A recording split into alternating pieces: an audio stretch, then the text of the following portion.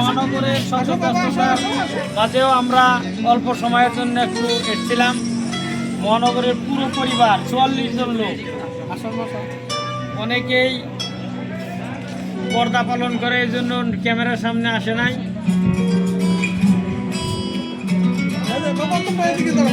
আমরা এসেছিলাম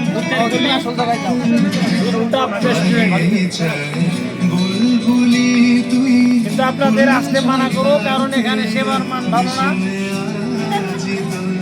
আজকে আমি ভিক্টোরিয়া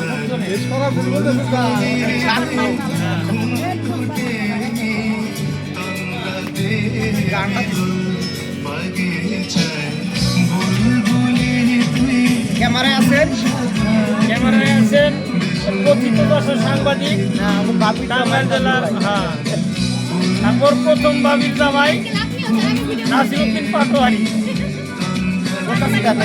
মেয়েটার কাছে দেন।